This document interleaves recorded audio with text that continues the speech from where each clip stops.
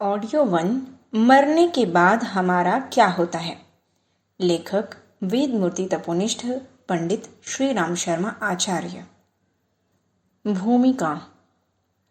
जीव अमर है, उसकी मृत्यु का कोई प्रश्न ही उपस्थित नहीं होता। अविनाशी आत्मा सदा से है और सदा तक रहेगा। शरीर की मृत्यु को हम लोग अपनी मृत्यु मानते हैं, बस इसीलिए डरते और भयभीत होते हैं। यदि अंतःकरण को यह विश्वास हो जाए कि आज की तरह हमें आगे भी जीवित रहना है, तो डरने की बात नहीं रह जाती।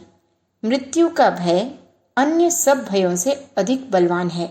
आदमी मौत के डर से थरथर कांपा करता है। इसका कारण परलोक संबंधी अज्ञान है। इस पुस्तक में उस अज्ञान को हटाने का प्रयत्न किया गया है और उस जिज्ञासा की पूर्ति करने की चेष्टा की गई है, जिसमें मनुष्य अपने भविष्य के बारे में जानने के लिए आतुर रहता है। परलोक विज्ञान के संबंध में हाथों हाथ प्रमाण देकर साबित करना कठिन है, क्योंकि यह विषय जड़ विज्ञान की पहुंच से ऊंचा है। सर ओलिवर लाज जैसे परलोक विद्या विशारद को इस विद्या के संबंध में यही कहना पड़ा है कि इस आत्मविज्ञान को हर समय प्रत्यक्ष कर दिखाना कठिन है। जो पाठक स्थूल इंद्रियों को ही ज्ञान का परम साधन मानते हैं, उनके लिए परलोक संबंधी यह पुस्तक कल्पना से अधिक प्रतीत न होगी।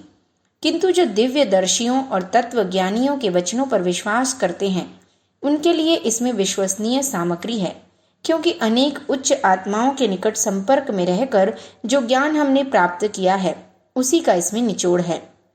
श्री राम शर्मा आचार्य। मृत्यु का स्वरूप। जीवन का प्रवाह अनंत है। हम अगणित वर्षों से जीवित हैं, आगे अगणित वर्षों तक जीवित रहेंगे। भ्रमवश मनुष्य यह समझ बैठा है कि जिस दिन बच्चा माता के पेट में आता है या गर्भ से उत्पन्न होता है, उसी समय से जीवन आरंभ होता है, और जब हृदय की गति बंद हो जाने पर शरीर निर्जीव हो जाता है तो मृत्यु हो जाती है। यह बहुत ही छोटा, अधूरा और अज्ञान मूलक विश्वास है। आधुनिक भौतिक विज्ञान यह कहता बताया जाता है कि जीव की कोई स्वतंत्र सत्ता नहीं, शरीर ही जीव है। शरीर की मृत्यु के बाद हमारा कोई अस्तित्व नहीं रहता, परंतु बेचारा भौतिक विज्ञान स्वयं अभी बाल्यावस्था में है। विद्युत की गति के संबंध में अब तक करीब 3 दर्जन सिद्धांतों का प्रतिपादन हो चुका है। हर सिद्धांत अपने से पहले मतों का खंडन करता है। बेशक उन्होंने बिजली चलाई, दरअसल में अब तक ठीक ठीक यह नहीं जाना जा सका कि वह किस प्रकार चलती है। नित नई सम्मति बदलने वाले जड़ विज्ञान का भौतिक जगत में स्वागत हो सकता है, पर यदि उसे ही आध्यात्मिक विषय में प्रधानता मिली तो सचमुच हमारी बड़ी दुर्गति होगी। एक वैज्ञानिक कहता है कि शरीर ही जीव है, दूसरा मृतात्मा आश्चर्यजनक कर्तव्यों को पूरी तरह चुनौती देता है और अपने पक्ष को प्रमाणित करके विरोधियों का मुख बंद कर देता है। तीसरे वैज्ञानिक के पास ऐसे अटूट प्रमाण मौजूद हैं, जिनमें छोटे छोटे अबोध बच्चों ने अपने पूर्व जन्मों के स्थानों को और संबंधियों को इस प्रकार पहचाना है कि उसमें पुनर्जन्म के विषय में किसी प्रकार के संदेह की गुंजाइश ही नहीं रहती। बालक जन्म लेते ही दूध पीने लगता है। यदि पूर्व स्मृति न होती तो वह बिना सिखाए किस प्रकार यह सब सीख जाता। बहुत से बालकों में अत्यल्प अवस्था में ऐसे अद्भुत गुण देखे जाते हैं जो प्रकट करते हैं कि यह ज्ञान इस जन्म का नहीं, वरन पूर्व जन्म का है। जीवन और शरीर एक वस्तु नहीं है। जैसे कपड़ों को हम यथा समय बदलते रहते हैं, उसी प्रकार जीव को भी शरीर बदलने पड़ते हैं। तमाम जीवन भर एक कपड़ा पहना नहीं जा सकता, उसी प्रकार अनंत जीवन तक एक शरीर नहीं ठहर सकता। अतएव उसे बार बार बदलने की आवश्यकता पड़ती है। स्वभावतः तो कपड़ा पुराना जीर्ण शीर्ण होने पर ही अलग किया जाता है, पर कभी कभी जल जाने, किसी चीज में उलझ कर फट जाने, चूहों के काट देने या अन्य कारणों से वह थोड़े ही दिनों में बदल देना पड़ता है। शरीर साधारणतः वृद्धावस्था में जीर्ण होने पर नष्ट होता है, परंतु यदि बीच में ही कोई आकस्मिक कारण उपस्थित हो जाए तो अल्पायु में भी शरीर त्यागना पड़ता है। मृत्यु किस प्रकार होती है, इस संबंध में तत्वदर्शी योगियों का मत है कि मृत्यु से कुछ समय पूर्व मनुष्य को बड़ी बेचैनी, पीड़ा और छटपटाहट होती है, क्योंकि सब नाड़ियों में से प्राण खींचकर एक जगह एकत्रित होता है, किंतु पुराने अभ्यास के कारण वह फिर उन नाड़ियों में खिसक जाता है, जिससे एक प्रकार का आघात लगता है। यही पीड़ा का कारण है। रोग, आघात या अन्य जिस कारण से मृत्यु हो रही हो तो उससे भी कष्ट उत्पन्न होता है। मरने से पूर्व प्राणी कष्ट पाता है, चाहे वह जबान से उसे प्रकट कर सके या ना कर सके। लेकिन जब प्राण निकलने का समय बिल्कुल पास आ जाता है तो एक प्रकार की मूर्छा आ जाती है और उस अचेतनावस्था में प्राण शरीर से बाहर निकल जाते हैं। जब मनुष्य मरने को होता है तो उसकी समस्त बाह्य शक्तियां एकत्रित होकर अंतर्मुखी हो जाती हैं और फिर स्थूल शरीर से बाहर निकल पड़ती हैं। पाश्चात्य योगियों का मत है कि जीव का सूक्ष्म शरीर बैंगनी रंग की छाया लिए शरीर से बाहर निकलता है। भारतीय योगी इसका रंग शुभ्र ज्योति स्वरूप सफेद मानते हैं।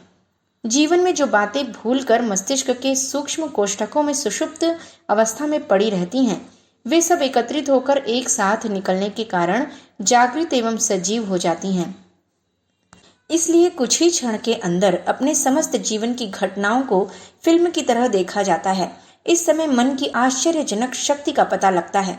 उनमें से आधी भी घटनाओं के मानसिक चित्रों को देखने के लिए जीवित समय में बहुत समय की आवश्यकता होती है, पर इन क्षणों में वह बिल्कुल ही स्वल्प समय में पूरी तरह मानव पटल पर घूम जाती हैं।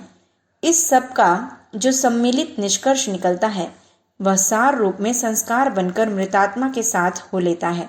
कहते हैं कि यह घड़ी अत्यंत ही पीड़ा की होती है। एक साथ 1000 बिच्छुओं के दंश का कष्ट होता है।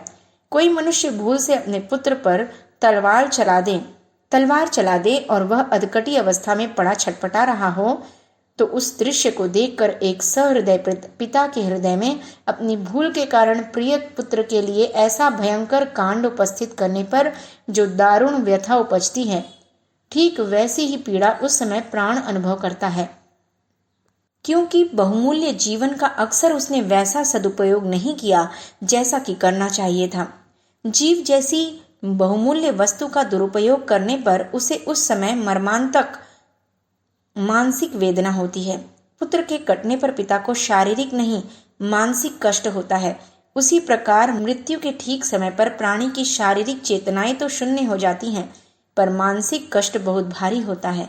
रोग आदि शारीरिक पीड़ा तो कुछ क्षण पूर्व ही, जबकि इंद्रियों की शक्ति अंतर्मुखी होने लगती है, तभी बंद हो जाती है। मृत्यु से पूर्व शरीर अपना कष्ट सह चुकता है।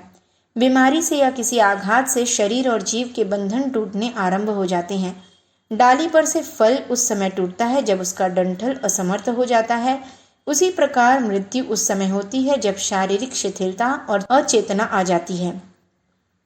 ऊर्ध्व रंध्रों में से अक्सर प्राण निकलता है। मुख, आंख, कान, नाक प्रमुख मार्ग हैं। दुष्ट वृत्ति के लोगों का प्राण मलमूत्र मार्गों से निकलता देखा जाता है। योगी ब्रह्मरंध्र से प्राण त्याग करता है। शरीर से जी निकल जाने के बाद वह एक विचित्र अवस्था में पड़ जाता है। घोर परिश्रम से थका हुआ आदमी जिस प्रकार कोमल शैया प्राप्त करते ही निद्रा में पड़ जाता है, उसी प्रकार मृतात्मा को जीवन भर का सारा श्रम उतारने के लिए एक निद्रा की आवश्यकता होती है। इस नींद से जीव को बड़ी शांति मिलती है और आगे का काम करने के लिए शक्ति प्राप्त कर लेता है। मरते ही नींद नहीं आ जाती, वरन इसमें कुछ देर लगती है। प्रायः 1 महीना तक लग जाता है। कारण यह है कि प्राणांत के बाद कुछ समय तक जीवन की वासनाएं प्रौढ़ रहती हैं और वे धीरे धीरे ही निर्बल पड़ती हैं। कड़ा परिश्रम करके आने पर हमारे शरीर का रक्त संचार बहुत तीव्र होता रहता है और पलंग मिल जाने पर भी उतने समय तक जागते रहते हैं जब तक फिर रक्त की गति धीमी न पड़ जाए। मृतात्मा स्थूल शरीर से अलग होने पर सूक्ष्म शरीर में प्रस्फुटित हो जाता है। यह सूक्ष्म शरीर ठीक स्थूल शरीर की ही बनावट का होता है। मृतक को बड़ा आश्चर्य लगता है कि मेरा शरीर कितना हल्का हो गया है। वह हवा में पक्षियों की तरह उड़ सकता है और इच्छा मात्र से चाहे जहां आ जा सकता है। स्थूल शरीर छोड़ने के बाद वह अपने मृत शरीर के आसपास ही मंडराता रहता है। मृत शरीर के आसपास प्रियजनों को रोता बिलखता देखकर वह उनसे कुछ कहना चाहता है या वापस पुराने शरीर में लौटना चाहता है, पर उसमें वह कृत कार्य नहीं होता। एक प्रेतात्मा ने बताया है कि मैं मरने के बाद बड़ी अजीब स्थिति में पड़ गया। स्थूल शरीर में और प्रियजनों में मोह होने के कारण मैं उसके संपर्क में आना चाहता था, पर लाचार था। मैं सबको देखता था, पर मुझे कोई नहीं देख सकता था। मैं सबकी वाणी सुनता था, पर मैं जो बड़े जोर जोर से कहता था उसे कोई भी नहीं सुनता था।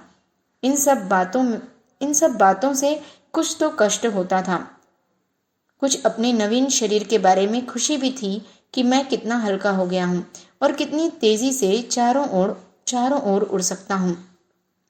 जीवित अवस्था में मैं मौत से डरा करता था। यहाँ मुझे डरने लायक कुछ भी बात मालूम नहीं हुई। सूक्ष्म शरीर में प्रस्फुटित होने के कारण पुराने शरीर से कुछ विशेष ममता न रही, क्योंकि नया शरीर पुराने की अपेक्षा हर दृष्टि से अच्छा था। मैं अपना अस्तित्व वैसा ही अनुभव करता था जैसा कि जीवित दशा में। कई बार मैंने अपने हाथ पांवों को हिलाया डुलाया और अपने अंग प्रत्यंगों को देखा, पर मुझे ऐसा नहीं लगा मानो मर गया हूँ। तब मैंने समझा कि मृत्यु में कुछ डरने की बात नहीं है, वह शरीर परिवर्तन की एक मामूली सुख साध्य क्रिया है। जब तक मृत शरीर की अंत्येष्टि क्रिया होती है तब तक जीव बार बार उसके आसपास मंडराता रहता है। जला देने पर वह उसी समय उससे निराश होकर दूसरी ओर मन को लौटा लेता है, किंतु गाड़ देने पर वह उस प्रिय वस्तु का मोह करता है और बहुत दिनों तक उसके इधर उधर फिरा करता है। अधिक अज्ञान और माया मोह के बंधन में अधिक दृढ़ता से बंधे हुए मृतक प्रायः शमशानों में बहुत दिन तक चक्कर काटते रहते हैं। शरीर की ममता बार बार उधर खींचती है और वे अपने को संभालने में असमर्थ होने के कारण उसी के आसपास रुदन करते हैं। कई ऐसे होते हैं जो शरीर की अपेक्षा प्रियजनों से अधिक मोह करते हैं। वे मरघटों की बजाय प्रिय व्यक्तियों के निकट रहने का प्रयत्न करते हैं। बूढ़े मनुष्यों की वासनाएं स्वभावतः ढीली पड़ जाती हैं, इसलिए वे मृत्यु के बाद बहुत जल्दी निद्राग्रस्त हो जाते हैं। किंतु वे तरुण जिनकी वासनाएं प्रबल होती हैं बहुत काल तक विलाप करते फिरते हैं। खास तौर से वे लोग जो अकाल मृत्यु, अपघात या आत्महत्या से मरे होते हैं। अचानक और उग्र वेदना के साथ मृत्यु होने के कारण स्थूल शरीर के बहुत से परमाणु सूक्ष्म शरीर के साथ मिल जाते हैं।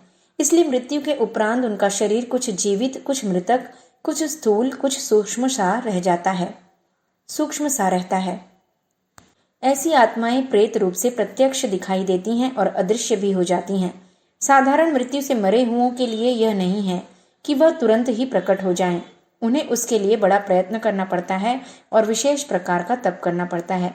किंतु अपघात से मरे हुए जीव सत्ताधारी प्रेत के रूप में विद्यमान रहते हैं और उनकी विषम मानसिक स्थिति नींद भी नहीं लेने देती। वे बदला लेने की इच्छा से या इंद्रिय वासनाओं को तृप्त करने के लिए किसी पीपल के पुराने पेड़ की गुफा, खंडहर या जलाशय के आसपास पड़े रहते हैं और जब अवसर देखते हैं अपना अस्तित्व प्रकट करने या बदला लेने की इच्छा से प्रकट हो जाते हैं। इन्हीं प्रेतों को कई तांत्रिक शव साधना करके या मरघट जगाकर अपने वश में कर लेते हैं और उनसे गुलाम की तरह काम लेते हैं। इस प्रकार बांधे हुए प्रेत इस तांत्रिक से प्रसन्न नहीं रहते, वरन मन ही मन बड़ा क्रोध करते हैं और यदि मौका मिल जाए तो उन्हें मार भी डालते हैं।